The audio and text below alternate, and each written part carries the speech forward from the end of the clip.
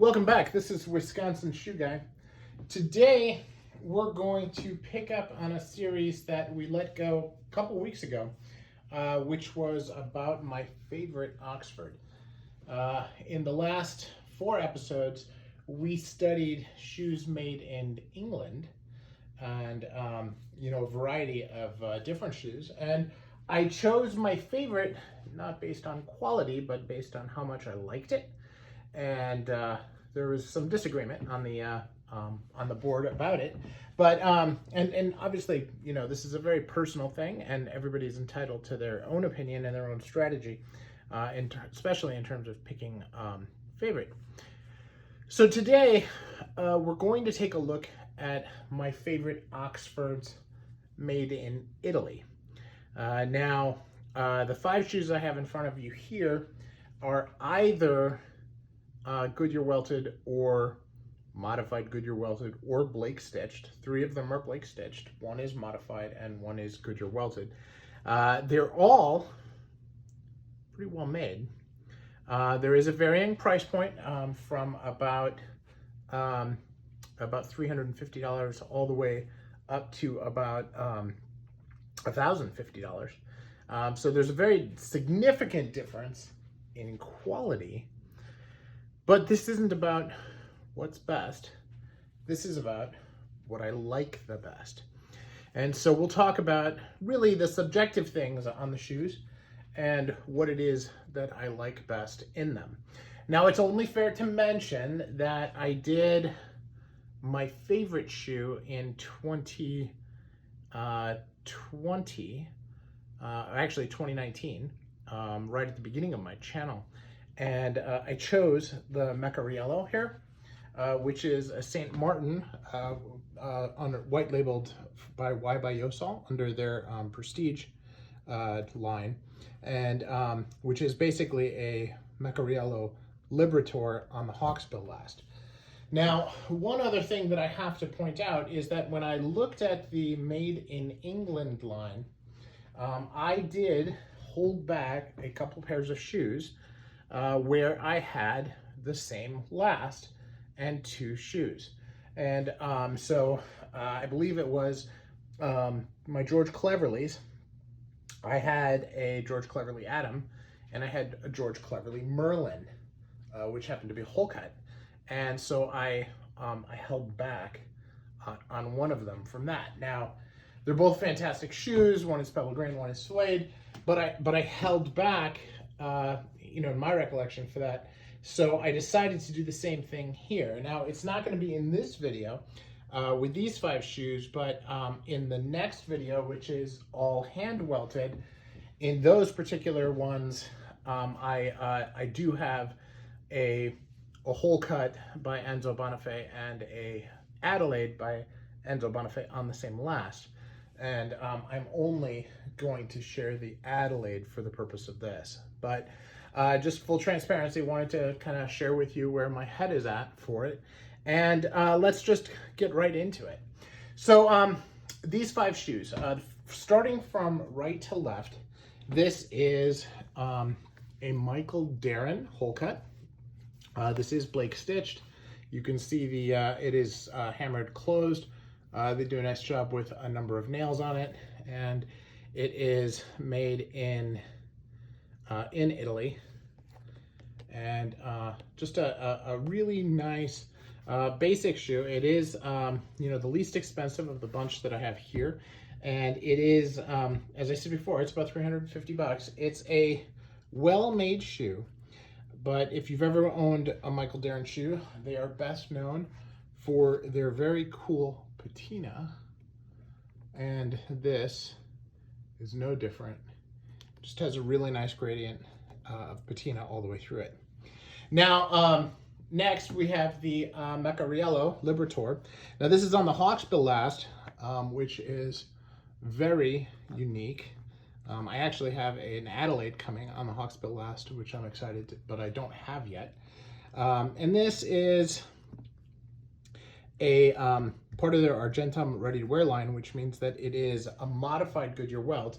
Now, what that means is that they take a hand welt insole, which is thicker, and they carve out the channel to sew the welts to from that leather. But instead of doing it by hand, which is called hand welted, he designed a machine to do it for him, and he is doing that that way. Now, the Argentum Ready to Wear line has mostly gone all MTO and are now, I believe, exclusively hand welted.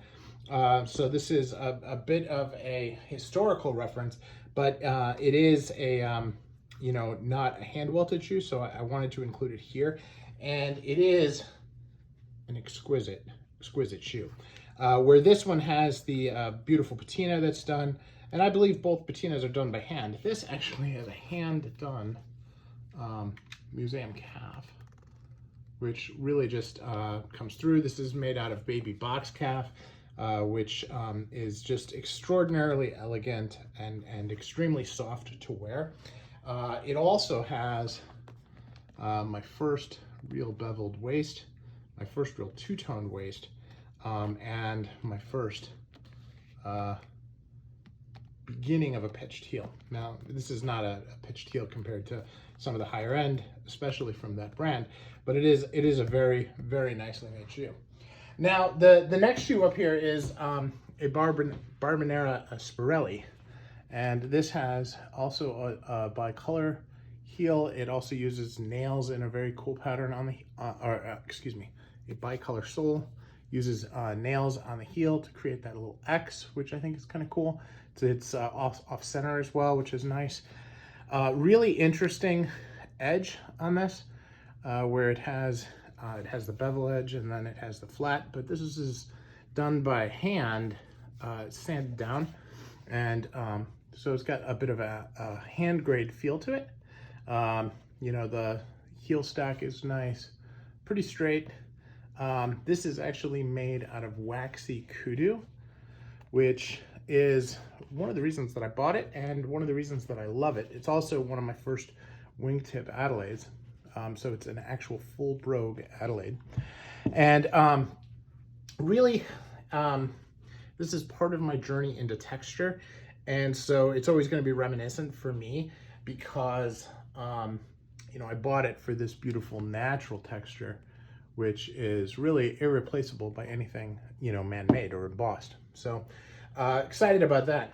Now, you can't really speak about patina shoes without talking about this brand because everything that they do is offered up in a number of patinas. And this is Altan, which is it's not really a factory. It's a they call it an atelier in France, and their ready-to-wear shoes are actually made in Italy. And you can see this is also Blake stitched, also closed channel, so they actually hammer it shut, and just a very elegant, very clean shoe with this just gorgeous patina, which is you know, hand done and requested by me. So they actually did this after I ordered it. Now, what's really unique about this is that this is a whole cut shoe that they basically patched an Adelaide on top of instead of having it carved out, you know, as it is here, where it's actually a separate piece of leather. And that, they call it a hybrid Adelaide. And to me, that just really adds something to it. It also has, you know, this really cool shape to it rather than, you know, your traditional just plain U. And so really excited about this one. It also has this really cool heel.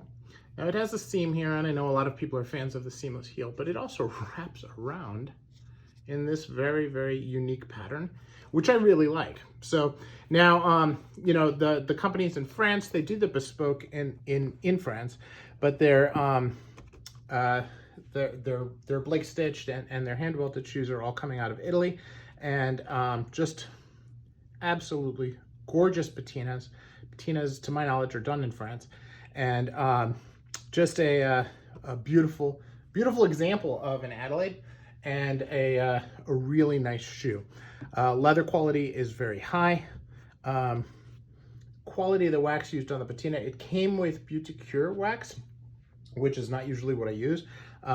This still has the original factory polish on it. I've worn it a couple times, but it is due for, you know, a Wisconsin shoe guy shine versus the factory shine, which will clean that up a bit. Now last is the most expensive shoe that I have here. I didn't talk about price on these. These run about $550, and these run around the same.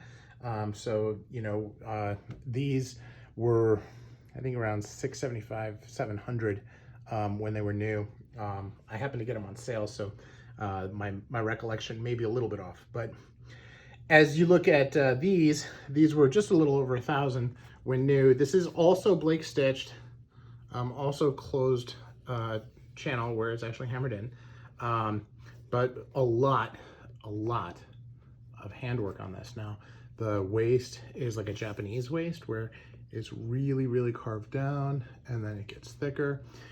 Just a beautiful way of doing it. The suede on this is absolutely phenomenal. Just a very good feel to the suede. They've got a lot of nice finishing details on this as well. And what I like most about it, surprisingly, is this medallion, which is very unique. So it's definitely something that to really like. Heel is pitched, you know, just very clean. It's a very clean shoe. So now when we talk about favorites, you know, there's significant differences, right? I mean, you have suede, you have this patina with this really cool hybrid, you have a wingtip and kudu, you have this wholecut, which is just got this phenomenal hand-done museum calf, and then you have this really interesting patina on a, you know, mid-brown wholecut as well. But as I'm thinking through this and I think of my history with each shoe and which one is really going to be my favorite, I can't discount how I got there. And this is my first introduction to the Meccariello brand. It is just an incredibly well-made shoe. And so I'm going to call this my favorite from this group. So what do you think? Is this your favorite? Did you feel like I went in the wrong direction based on what's here? Again, if I'm going to the best shoe, highest quality shoe, highest end shoe, that might be a different answer. Not that this is not a beautiful shoe, but really when it comes down to my favorite, you know, the story behind the shoe and where it was in my shoe journey really just drives a lot for me. So looking forward to your comments, and thanks again.